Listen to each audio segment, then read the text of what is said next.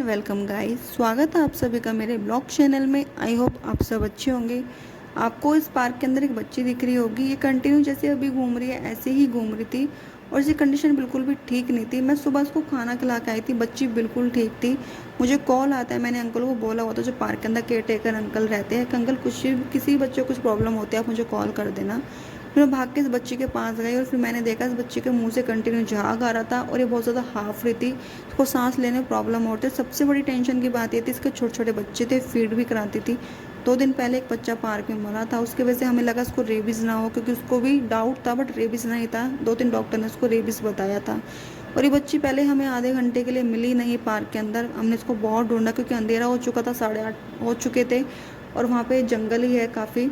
फिर फाइनली हमें बच्ची मिल गई थी। हमने डॉक्टर को भी बुला लिया था क्योंकि हम इसकी लोकेशन पे इसका ट्रीटमेंट करवाना चाहते थे। हम नहीं चाहते थे हम किसी शेल्टर में या किसी केज में इसको बंद करके रखें, जिससे कि इससे क्या होता बच्ची डिप्रेशन में जा सकती थी क्योंकि उसके छोटे छोटे बच्चे हैं। फिर हमने इस बच्ची को थोड़ा रिलीफ कराया। बच्ची हमें जानती थी, हम इसके सामने थे तो आराम से ट्रीटमेंट करवा रहे थे। अगर इसको हम अकेले में कहीं रखते तो बच्ची जो है बहुत ज़्यादा डर भी जाती और सदमे में भी आ जाती, क्योंकि इनको एक केज के अंदर डाला जाता है जिससे कि बहुत ज़्यादा परेशान हो जाते हैं। फिर भैया ने हमें बताया इसको टिक्स फीवर लग रहा है, जिसके वजह से इसकी आइज़ जो है डाउन भी हो रही थी और उसको सांस लेने में प्रॉब्लम भी हो रही थी। उसको डिस्टेम्पर जो है पहले हो चुका था बट दोबारा होने के भी चांस थे कि उसको इसकी जो है वैक्सीनेशन कंप्लीट नहीं थी। और हमें इतनी ज़्यादा टेंशन हो गई थी कि उसके छोटे छोटे बच्चे थे। फिर वो अगर उसको बेचारे कुछ हो जाता तो वो कैसे सर्वाइव करते। अभी 1 मंथ के बच्चे थे इसके। ये आराम से लेट गई थी क्योंकि हमें इसका ब्लड भी टेस्ट करवाना था और इसको हमें ड्रिप भी लगवानी थी इसकी लोकेशन पे ही। भैया ने इसका ब्लड टेस्ट किया और उसको ड्रिप भी लगाई थी।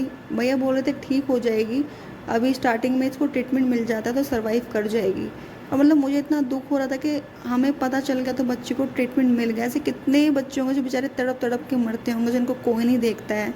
मतलब सोचने वाली बात है ना। हम तो भगवान ने इंसान बनाए हैं, हम खुद जा सकते हैं अपना ट्रीटमेंट कराने, हम अपने मम्मी पापा को बोल सकते हैं।